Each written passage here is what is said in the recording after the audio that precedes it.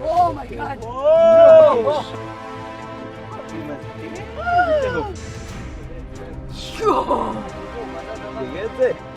Discoveries like this are just pushing the envelope of what we know about ancient humans, and this discovery is certainly one of the big ones. They found handprints and drawings that are between 35,000 and 40,000 years old. At a minimum, they could be even older. Archaeologists just broke open a chamber that no human being had entered for 40,000 years. And what they found preserved inside the darkness has forced scientists to completely rewrite what they believed they knew about our closest extinct relatives. The cave sits on the jagged limestone cliffs of Gibraltar, on the southern edge of Europe where the Mediterranean meets the Atlantic.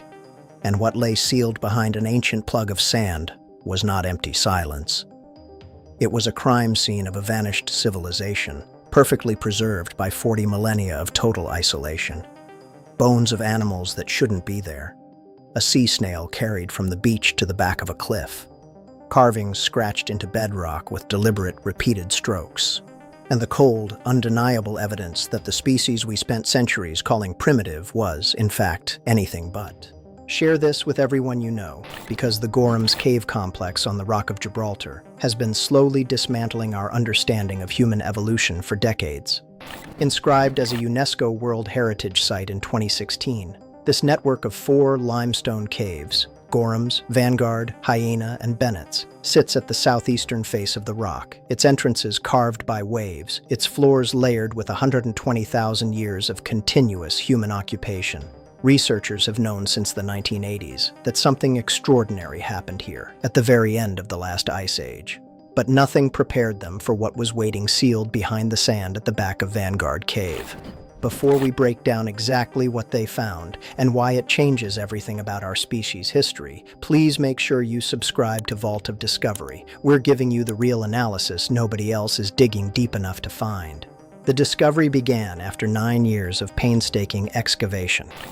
Archaeologists from the Gibraltar National Museum, led by Professor Clive Finlayson, one of the world's foremost authorities on Neanderthal behavior, had been slowly, methodically removing sediment from the deepest reaches of Vanguard Cave. Then they hit something that stopped them cold. A dense plug of ancient sand was blocking the passage. Not collapsed rock, not geological debris. Sand. Compacted, ancient, perfectly sealed sand that had not moved since the last Neanderthals walked this coastline. When that sand was eventually removed, it revealed a 13-meter chamber carved into the very roof of the cave, a space roughly 42 feet deep that had been completely sealed from the outside world for at minimum 40,000 years. Think about what this actually means. The sand that sealed this chamber is at least as old as the extinction of the last Neanderthals. Everything in that room, every bone, every mark, every trace of whoever or whatever entered it last, has been sitting in total undisturbed darkness since before modern humans first painted caves in France and Spain, since before agriculture, since before civilization, since before language as we know it existed on this earth. How many times in your life are you going to find something that nobody's been into for 40,000 years? Finlayson told reporters afterward. It only comes once in your lifetime, I think. What greeted the team when they finally broke through was not treasure in the conventional sense. It was something stranger and more significant. The initial surface finds produced remains of lynx, spotted hyena, and griffon vulture, 3 apex predators and scavengers, whose bones had no business being gathered together in an elevated sealed chamber deep inside a cliff. These animals don't naturally congregate. They don't lair together. Someone, or something, brought them there. The walls carried something even more disturbing. Deep scratch marks from an unidentified carnivore clawed directly into the limestone surface of the sealed room. Whatever made those marks was trapped inside this chamber for reasons that researchers are still working to understand. But here's the first shocking twist. Among the predator bones and mystery claw marks, the team found something completely out of place. A large whelk, a type of edible sea snail, sitting at the very back of a chamber located well away from the coast. Whelks don't climb. They don't travel. They don't end up in sealed rock chambers 20 meters from the nearest beach by themselves. The whelk is at the back of that cave. It's probably about 20 meters from the beach. Professor Finlayson explained. "Somebody took that whelk in there, over 40,000 years ago, so that's already given me a hint that people have been in there. Those people, because of the age, can only be Neanderthals." That single sea snail, carried from the Mediterranean shore into the darkest corner of a sealed mountain chamber by a being that died out 40,000 years ago, is one of the most quietly devastating archaeological finds of the modern era. It means the last Neanderthals weren't starving, weren't desperate, weren't cowering in their final refuge without the capacity to plan.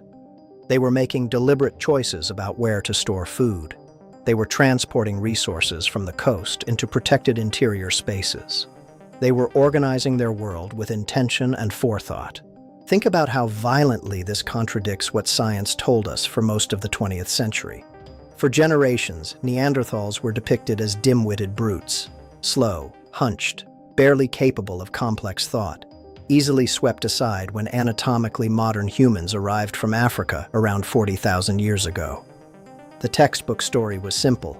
Smarter humans arrived, dumb Neanderthals vanished. But the Gorham's Cave complex has been systematically destroying that story for decades, and the sealed chamber discovery is only the latest blow to a model of human evolution that refuses to account for what the evidence actually shows. Then came the second devastating revelation. The sealed chamber wasn't even the most explosive discovery to emerge from Vanguard Cave.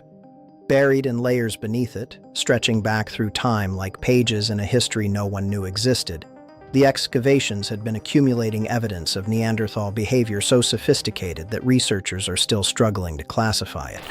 In 2024, an international team published findings describing a 60,000-year-old pit-like hearth that Neanderthals had engineered specifically to produce plant tar for glue. Read that again. 60,000 years ago. A controlled, deliberate manufacturing process for an industrial adhesive inside a cave on the edge of the Mediterranean. This wasn't a campfire. This was a circular hearth structure with 2 channels and a thick wall lining, engineered so that plant fragments could be heated without exposure to open air, a process called pyrolysis, to draw out the sticky resin trapped inside the plant material. The Neanderthals weren't using birch bark like their counterparts in colder climates. They had adapted the technology to local Mediterranean resources, using gum rock rose, a shrub native to their coastal environment, as the raw material. The resulting tar was then used to haft stone points onto wooden shafts, producing reliable composite spears for hunting on the coastal plain that stretched before the cave entrance. This is not the behavior of an intellectually inferior species. This is chemistry. This is materials science. This is problem-solving across generations. The third twist changes everything about who these people really were. Because the sophisticated glue-making technology tells us something extraordinary about knowledge transmission among Neanderthals. The process of controlled low-oxygen heating to produce tar cannot be discovered by accident. It cannot be stumbled upon through trial and error in a single generation. It requires accumulated knowledge, shared between individuals over time, taught deliberately from the experienced to the young. The site only survived because a fast-moving sand dune sealed it, along with pollen and spores that preserve a snapshot of the outside environment at the moment of sealing. A natural time capsule that captured the knowledge of an entire culture at the precise moment it was about to vanish from the earth forever. Think about what the broader picture of Gorham's Cave reveals when all the evidence is assembled together. The trash layers of Gorham's and Vanguard caves are packed with mussel shells alongside the bones of fish, monk seals, and dolphins, none of which arrived there naturally. These remains bear cut marks from stone tools, meaning dinner was carefully processed, portioned, and prepared. The Neanderthals of Gibraltar weren't scavenging scraps. They were harvesting marine life and bringing it home to cook, organizing their domestic space around predictable, structured food processing routines. The coastal plain they hunted during the Ice Age was entirely different from the crashing shoreline that exists today.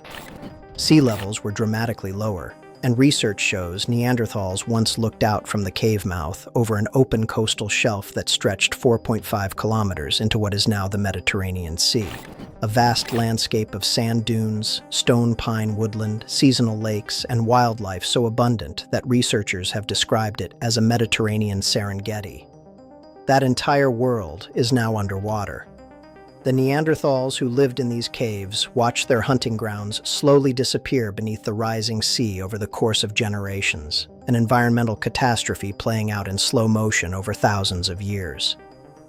But what makes Gorham's Cave incomparable to any other Neanderthal site on Earth is a discovery made deeper inside the main cave, a discovery that rewrote the most fundamental assumption about human cognitive evolution. Published in the Proceedings of the National Academy of Sciences, researchers announced the first confirmed example of an abstract engraving created by Neanderthals, a deeply impressed cross-hatching pattern carved into the bedrock of Gorham's Cave more than 39,000 years ago. This is not a random scratch, not a tool-sharpening groove, not an accident of geological process.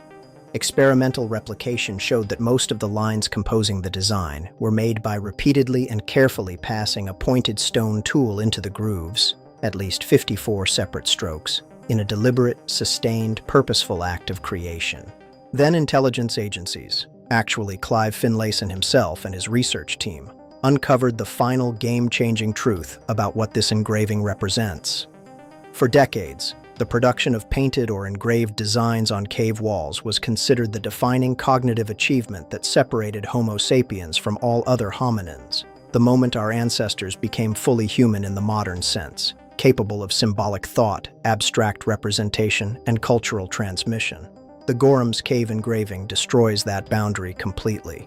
Neanderthals, working in Gibraltar at least 39,000 years ago, at a time when modern humans had not yet reached this region of Europe, were already producing deliberate abstract patterns. Is it art? Is it a doodle? I don't know, but it is clearly an abstract design, Finlayson told National Geographic. We can definitely say it is more than 39,000 years old, a time when there were no modern humans near Gibraltar. The implications of this finding cannot be overstated. The ability for abstract thought, representing an idea, pattern, or symbol in a physical medium, was supposed to be the exclusive cognitive achievement of our species. It was the explanation given for why Homo sapiens survived when Neanderthals didn't. It was the argument used to explain every advantage we supposedly held. Evidence from the cave suggests that Neanderthals were not only hunting birds and marine life for food, but also using feathers for decoration and creating abstract rock engravings, behaviors that the entire framework of human evolution had assigned exclusively to modern humans.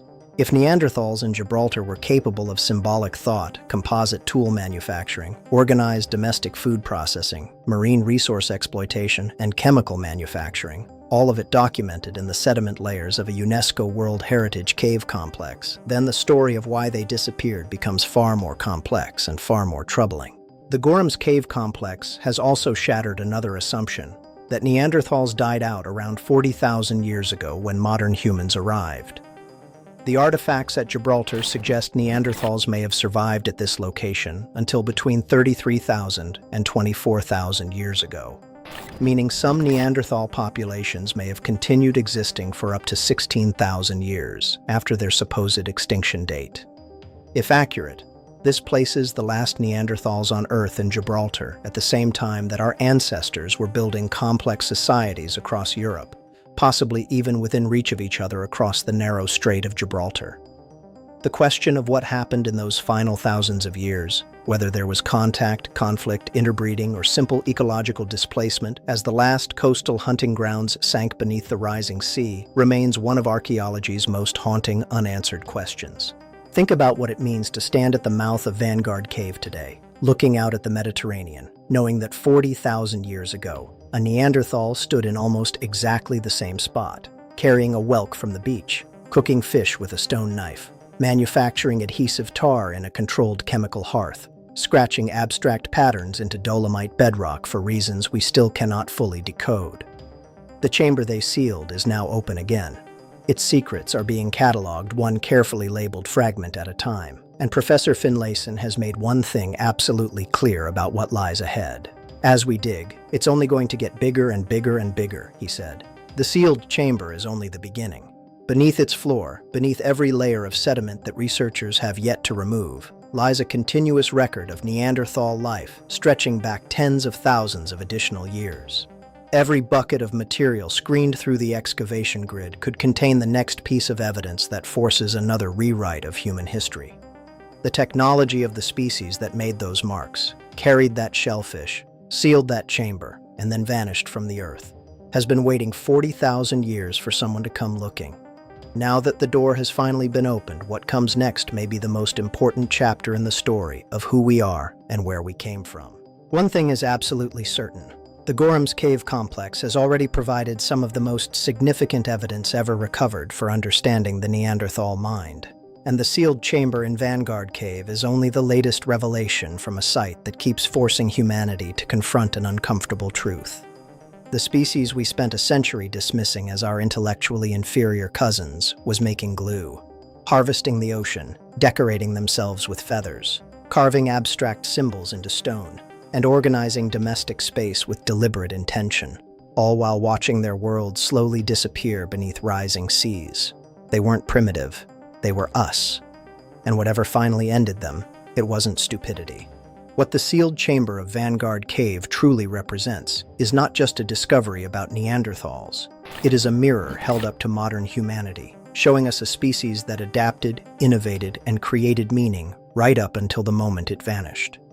Excavations are set to continue for years, and researchers believe the chamber floor hides sediment layers stretching back tens of thousands of years beyond what has already been found.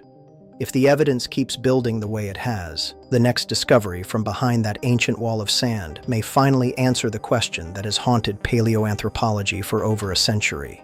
Not why Neanderthals disappeared, but why it took us so long to recognize them as equals.